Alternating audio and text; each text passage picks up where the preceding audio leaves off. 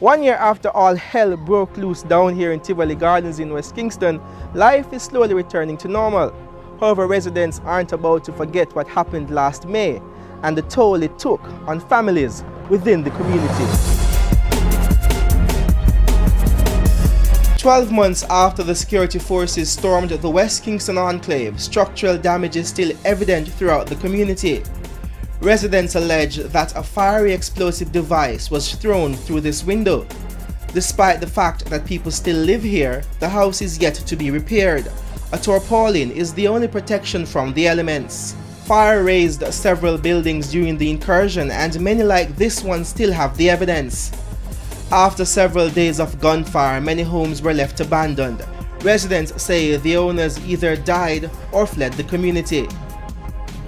For many years, the Kiwanis Maternal Clinic has been the place where Tivoli Gardens mothers gave birth. Now the facility is left in ruin after it was severely damaged in the incursion. Without the clinic, you see, most people end up at Jubilee. They don't register, they just wait until they're ready to have baby, they'll go and have baby. While when this clinic was working, you come and you check your blood pressure. Free of cost, they would allow it. But I'm saying if this clinic, hoping it could alleviate most of the stress at KPH. Concerns are mounting about whether the clinic has been abandoned by the authorities. Residents are also worried about their medical privacy, as records are strewn across the floor, accessible to anyone. So far, nobody stopped by here. So, I mean, those are just carelessly laying there at anybody's disposal. Anybody come in and read about another person. Going back to school within the community after the events of May 24, 2010 was not an easy task for students and teachers. Bullet holes still evident throughout the Charles Chinloy Basic School building are constant reminders of what happened here last May. This basic school has been serving the residents of Tivoli Gardens for over 4 decades. Principal Veronica Sewell Morgan says the initial days after the Labor Day operation were very tough. The first morning when I came, as I got to the gate, and when I looked, I saw all my doors kicked off, the school doors, and all I did was I started to cry, not even cry, like bawl. It was traumatic, but we tried to cope, and from time to time people came in to give talk, the security forces, they come and rap with the children and they give their views about what had happened, but gradually we tried to get over it. With over 70 people killed in the Labor Day operation in Tivoli Gardens, almost everybody's life in the community has been touched by the tragedy. Hence, the probability of knowing or being related to someone who died is great. However, for parents who lost their sons in the gun battles which raged on these streets in 2010, the pain is still unbearable.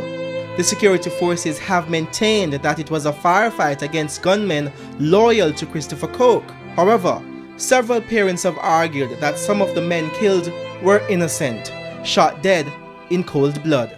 They said to me, how many are you living here? And I tell them my 2 sons, my twin daughter and my father and my brother. And they say I must take the males out, send the males out, and I call my brother first, and I call my 2 sons first, and they came out.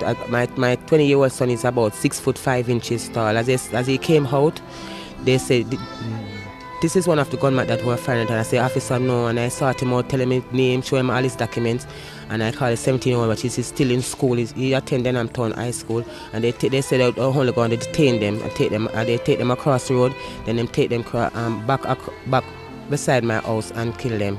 I heard when the 17-year-old son crying out, mommy, they kill Puxy, they kill my big brother, help my mommy, help mommy. They had me under hostage and I could not come out to help them. It is very painful.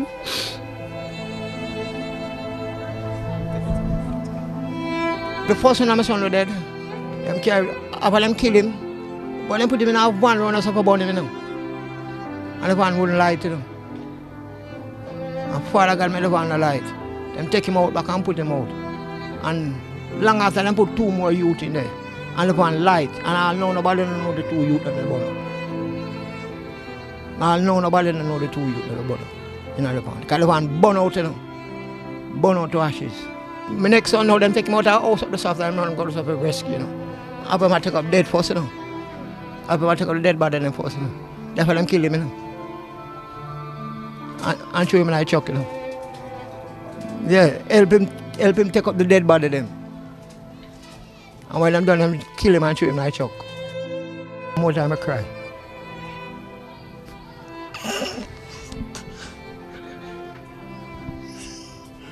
It's wicked.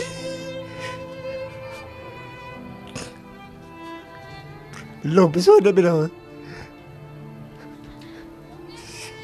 Wicked, but it's wicked.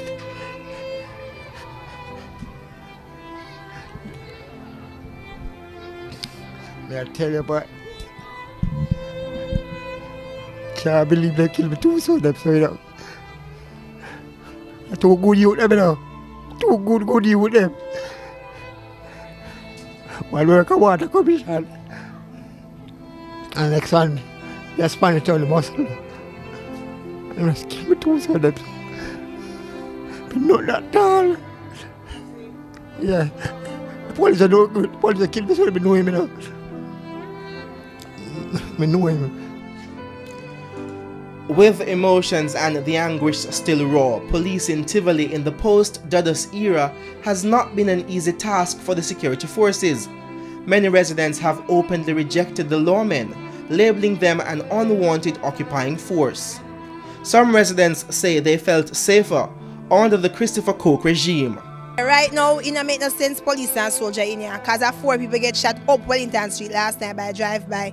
The only thing the police them do as soldier is antagonize man with them, so that liquor spliff and kill them go cold. If you cuss a bad word, them lock you up. And when them lock you up for, them not lock you up for. It doesn't make no sense, police and soldier and them not do nothing much place get broke out of arcade. The people them just trust the goods. Buy the money and buy them goods. All them gonna pay back them money. The police them do not do nothing about it. And the baddest thing is when Perezi did there, me nah lie. God bless Perezi. We need him back. Cause when he there, no robbery, no rape, no thief, you can't sleep without your door or your window open. Now you have to lock it up. Many Tivoli Gardens residents say they will always sing the praises of Christopher Coke. As far as me can see, me not tell no lie. Them a try them best, but when President there, him do him for do. Me not lie. President are the done. And that get them ignorant because she was a president, but a president for life. Life in Tivoli Gardens 1 year after is still tough for residents who are struggling to put their lives back together, especially the elderly. This elderly resident says the incursion dealt her a severe financial blow. Mash up my house upstairs, tear down my toilet top, my toilet bowl, then bust it up, throw the boom in my mattress.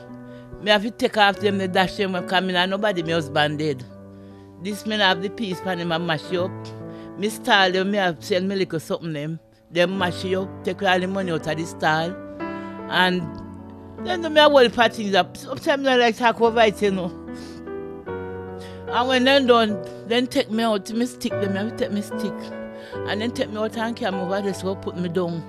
If you sit down over there, you can't walk my foot, them swell.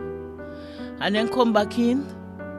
And then take out all my little something that I have in my fridge, I sell and all them something. They take out my little selling something, my money them. Me not have nothing. Everything them match up me something them. And nobody no come back here, come look for me. And see me stay here, so be there every day in my life. Can't make no move, can't go nowhere.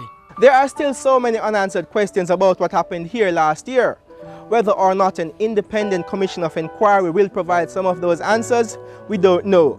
However, international human rights group Amnesty International believes that an inquiry could shed some light on the events which unfolded here in Tivoli Gardens during those last few days of May 2010 and could possibly provide some closure for those still grieving. Reporting from Tivoli Gardens in West Kingston for Live at 7, I'm Kaneal Gayle.